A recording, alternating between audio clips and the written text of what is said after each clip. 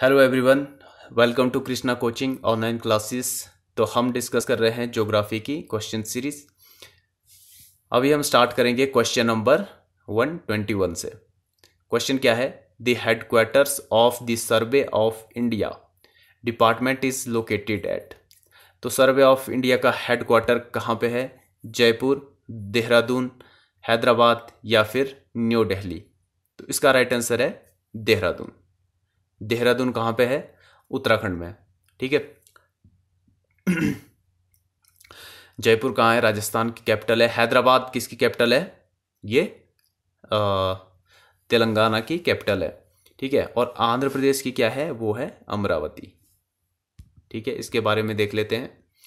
देखो, the survey of India is headquartered at Dehradun, Uttarakhand. It is India central engineering agency in charge of mapping and serving. क्या काम होता है इसका? Mapping and serving. Serving मतलब जो सर्वे किया जाता है। सेटअप इन दी, कब सेटअप हुआ था? 1767 में, to help consolidate consolidate the territories of the British East India Company. It is one of the oldest engineering department of the government of India. ठीक है, तो आपने ये याद रखना है कि इसका हेडक्वार्टर कहाँ पे है और कब इसको इस्टेब्लिश किया गया था। कब किया गया था? अंग्रेजों के टाइम में इसको इस्टेब्लिश किया गया था 1767 में। नेक्स्ट क्वेश्चन पे आते हैं। Which of the following states having longest coastline in India? बहुत बार डिस्कस कर चुके हैं क्वेश्चन को, तो आई होप आपको तो पता लग ही गया होगा। तो इसका राइट आंसर है गुजरात। उसके बाद आता है आंध्र प्रदेश, उसके बाद आता है तमिलनाडु। ठीक है, टॉप 3 के आपने याद रखने हैं। ये देखो, देखते हैं इसके बारे में। Gujarat is the north western region of India, पता है आपको। Has the longest coastline covering more than 1600 kilometre. ठीक है। It accounts for 22% of total coastline of the country. बस आपने ये एक चीज़ ये भी याद रखनी है। एक तो आपको ये पता होना चाहिए कि एरिया कितना किलोमीटर का है और कितने % ये कवर कर लेता है कोस्टल एरिया का। ठीक है, 22%। It coats the bordered by the Arabian Sea and the Gulf of Khambhat. ये भी आपने याद रखना है। गल्फ ऑफ खंबात कहाँ पे है? ये भी गुजरात में है। ठीक है। And Kutch. Its coastline nurtures a diversity of habitat specially mangrove, salt marshes, coral reef, wetlands and sea grasses. Wetlands क्या होता है? जो नम भूमियाँ जो होती है उनको वेटलैंड बोलते हैं। और वेटलैंड डे कब सेलिब्रेट किया जाता है? 2 फरवरी को। ठीक है। और वेटलैंड से रिलेटेड एक संधि भी है, रामसर संधि जिसको बोला जाता है, रामसर ट्रीटी। ठीक है, वो किससे रिलेटेड है? वो है वेटलैंड से रिलेटेड। ओके, तो ये भी आपने याद रखना है। नेक्स्ट क्वेश्चन पे चलते हैं। ठीक है, तो जो एडिशनल इन्फॉर्मेशन मिलती रहती है आप उनको नोट कर सकते हैं या फिर उनको ध्यान से सुन के आपको याद भी रह जाएगा वो। क्वेश्चन है, which of the following is formed out the volcanic eruption in India? Deccan plateau, Lakshadweep island, western Ghat या फिर हिमालयास? तो इसका राइट आंसर क्या है? ये है दक्कन प्लेटू। ठीक है, तो कब कौन बना था? फॉर्म्ड आउट, वॉल्केनिक एरप्शन हुआ था उसके बाद बना था दक्कन प्लेटू। दक्कन प्लेटू को आप देखोगे, ठीक है, महाराष्ट्र नीचे को दक्कन प्लेटू पूरा बना हुआ है। तो पहले जो ज्वालामुखी उद्गार हुआ था, मतलब इरप्शन हुआ था, वॉल्केनिक इरप्शन हुआ था, तो उस टाइम बना था ये दक्कन प्लेटू। देखो, the Deccan plateau is made up of lava flows of और igneous rocks known as the Deccan trap. Okay, Deccan trap भी इसको बोला जाता है। The rocks are spread over the whole of Maharashtra and part of Gujarat and Madhya Pradesh, thereby making it one of the largest volcanic province in the world. Okay, ये भी आपने ध्यान में रखना है। देखो, इस पे ऐसा होता है कि अगर आप ऑनलाइनर क्वेश्चंस के बारे में डिस्कस कर रहे हैं, ठीक है, तो आपको पता है कि आपने दक्कन ट्रैप आपने ये देखना है कि कहाँ कहाँ कौन से स्टेट में पड़ता है। लेकिन जब आप किसी चीज़ का मेंस लिखोगे, ठीक है, तो अगर उस पर पूरा डिस्क्राइब करोगे किसी चीज़ को, तो ये सारी चीज़ें जो है ठीक है, जो कि यहाँ पे लिखा हुआ है जैसे largest volcanic province in the world, the Deccan trap form between 60 and 68 million years of the end of.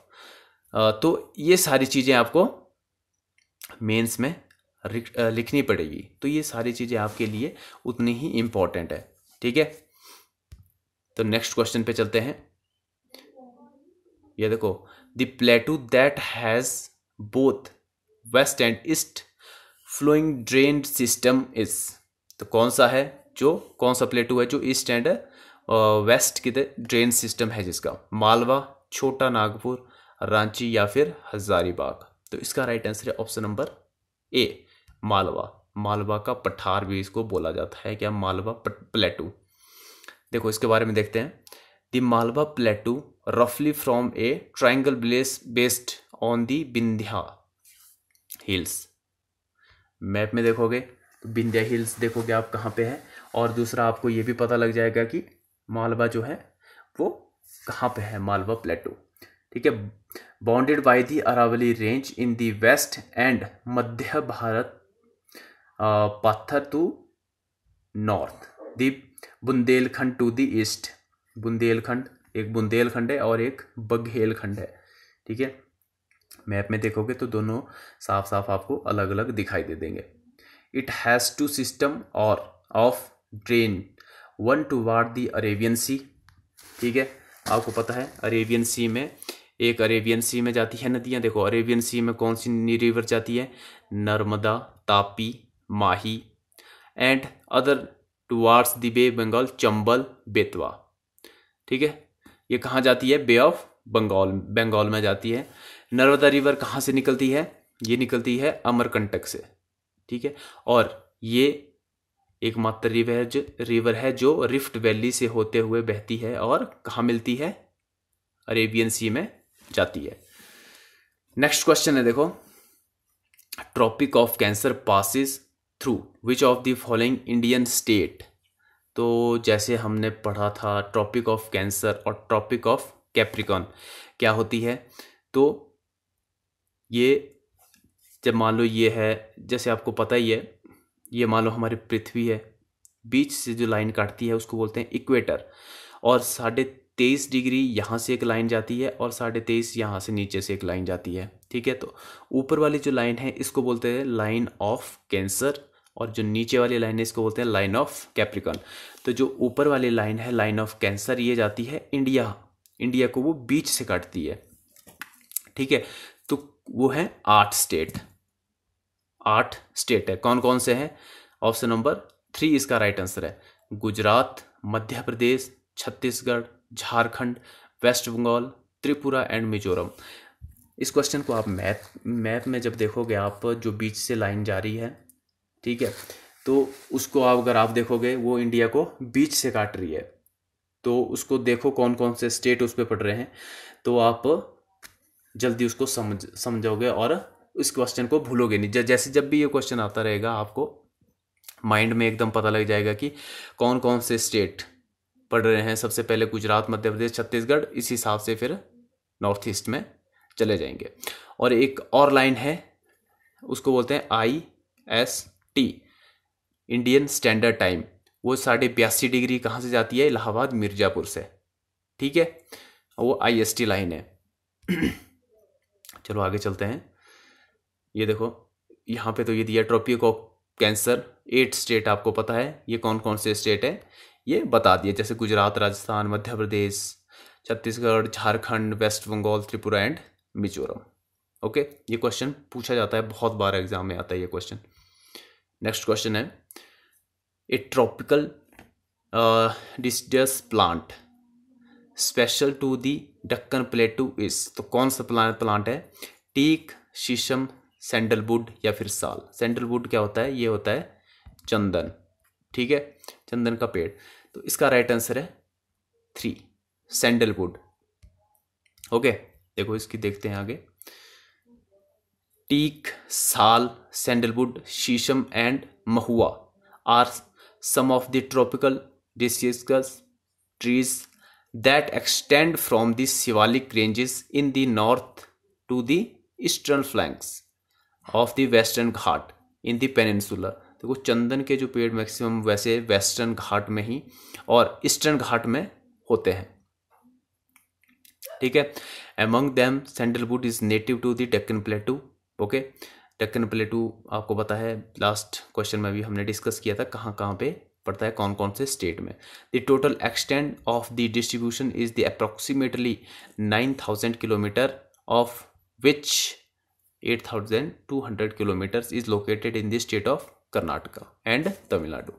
Okay, it grows particularly is Mysore and Coimbatore, where is prefers hard rock. Okay, या फिर fragrous soil and condition that produce richer scent in the tree. ठीक है, तो आपको पता है कि ये जो है चंदन का पेड़ जो है ये इस पे बहुत अच्छी खुशबू चली रहती है, ठीक है। नेक्स्ट क्वेश्चन है, if in the east is the Gauhar Moti, in north is the Siachen glacier, then is south it is. देखो यहाँ पे जो क्वेश्चन है, जैसे मैंने आपसे पहले भी बताया था कि जो ये है मान लो इंडिया का मैप, तो ये नॉर्थ हो गया, ये साउथ हो गया, ये ईस्ट हो गया, ये वेस्ट हो गया। तो यहाँ पे देखो गौहर मोती, ईस्ट इज द गौहर मोती, पहले तो ये ईस्ट नहीं, यहाँ पे वेस्ट होगा, ठीक है। गौहर मोती कहाँ है, यहाँ पे है गुजरात में। गुजरात में गौहर मोती, अब मैंने आपको जो डिस्कस किया था पहले में, मैं जैसे मैं बताता हूँ आपको कि जो पॉइंट हैं नॉर्थ का, जो सबसे नॉर्थ में जो पॉइंट है यहाँ पे लिखा है, देखो north it is Siachen glacier. तो नॉर्थ में जो है वो सियाचिन ग्लेशियर में पड़ता है, उसको बोलते हैं इंदिरा कॉल, ये आपने याद रखना है। और जो साउथ में है वो है कहाँ पे, अंडमान निकोबार में इंदिरा पॉइंट जिसको बोला जाता है।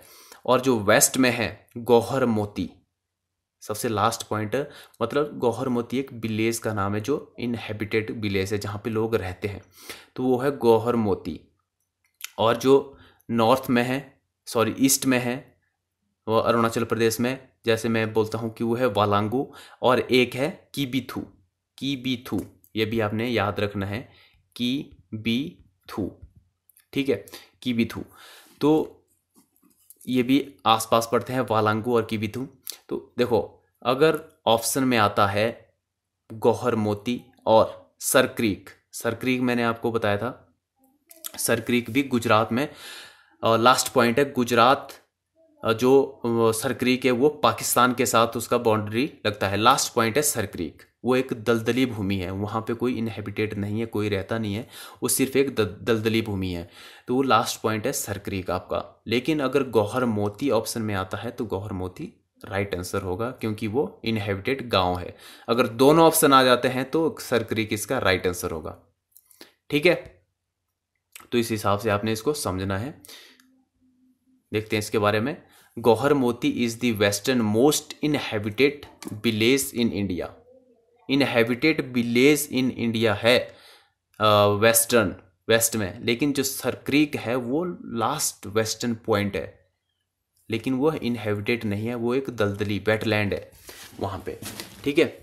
तो Siachen glacier located in the eastern Karakoram range में है, ये आपको पता है काराकोरम रेंज में है, लेकिन वहाँ पे जो पॉइंट है वो कौन सा है, वो है इंदिरा कॉल। तो ये आपने याद रखना है कहाँ पे है, काराकोरम रेंज में, northern extremely of India. Similarly Indira point located in the Nicobar district of Andaman and Nicobar island marks the southern most point of Indira Indian territory, ठीक है। तो इंदिरा पॉइंट इसका राइट आंसर होगा।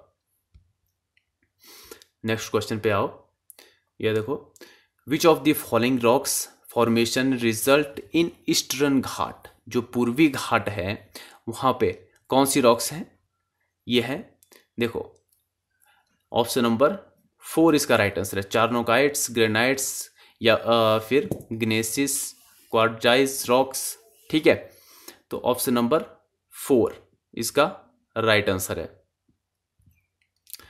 यहाँ पे देखो ये है कॉन्डलाइट्स या फिर मेटामॉर्फिक या फिर ग्रेनेसिस। तो ये सारी रॉक्स है। The Eastern Ghat are made up of, जो ईस्टर्न घाट है मतलब जो पूर्वी घाट है, कौन सा, तमिलनाडु वाली साइड का, तो ये बना हुआ है ग्रेनाइट, या फिर कोंडोलाइट्स या फिर मेटामॉर्फिक जो कायांतरित चट्टानें होती है उनसे, ठीक है। और quartzite rock formation, the structure of the eastern Ghats include thrust and strike slip, okay.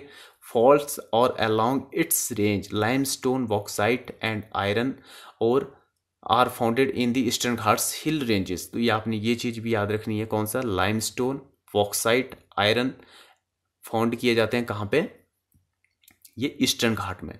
और जहाँ पे ईस्टर्न और वेस्टर्न घाट मिलते हैं उसको क्या बोलते हैं, नीलगिरी। ये भी आपने याद रखना है। नेक्स्ट है the Himalayas are also known by the name ancient mountain, fold mountains, valley mountains या फिर कौन से माउंटेन, इंडस माउंटेन्स। तो हिमालयस जैसे हमने लास्ट वीडियो में भी डिस्कस किया था कि हिमालयस जो हैं वो न्यू फोल्ड माउंटेन्स है, अरावली भी फोल्ड माउंटेन्स है, ये भी आपने ध्यान में रखना है। तो हिमालयस जो है वो फोल्ड माउंटेन्स हैं, ओके।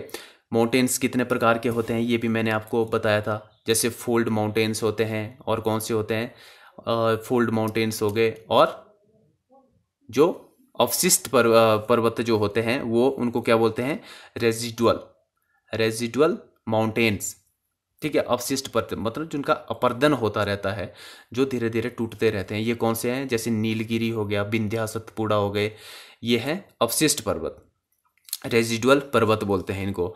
और फोल्ड माउंटेन हिमालय हो गए, और ब्लॉक माउंटेन्स होते हैं, ठीक है, जिसपे आसपास के जो पहाड़ी चीज़ें हैं वो ऊपर उठ जाती है और बीच का भाग जो है नीचे धंस जाता है, ऐसे बनते हैं कौन से, ब्लॉक माउंटेन्स। और जो बीच वाला जो हिस्सा दबा रहता है नीचे को, जो धंस जाता है नीचे को, उसको बोलते हैं रिफ्ट वैली, ओके। तो इतनी चीज़ आपने याद रखनी है। तो इसके बारे में देख लेते हैं। The Himalayas are example of the fold mountains, okay, that are created where two or more of earth tectonic plates are pushed together, ठीक है। The Himalayas mountains ranges were formed as result a continental collision or orogeny along the convergent boundary between Indo-Australian plate, बस ये भी आपने याद रखना है, Indo Australian plate के साथ है, and the Eurasian plate, the Arakan Yoma highlands in Myanmar. ये तो आपको पता ही है कि अराकानियोमा जो है हिमालयस का ही विस्तार है आगे को, उसको म्यांमार में क्या बोला जाता है, अराकानियोमा बोला जाता है, ठीक है। Myanmar and Andaman and Nicobar island in the Bay of Bengal, ठीक है, where also formed as a result for this. तो आपने याद रखना है ये चीज़ कि हिमालय जो है वो कौन से माउंटेन है, वो फोल्ड माउंटेन्स है, और अरावली जो है वो भी फोल्ड माउंटेन्स है। और जो अवशिष्ट जो माउंटेन्स हैं जिनको क्या बोलते हैं, रेजिडुअल माउंटेन्स बोला जाता है, ये कौन से हैं, सतपुड़ा हो गया, विंध्या हो गया, और नीलगिरी जो हो गया, ये अवशिष्ट पर्वत है, रेजिडुअल माउंटेन है। नेक्स्ट क्वेश्चन है, which river originate from the Amarkantak प्लेटू।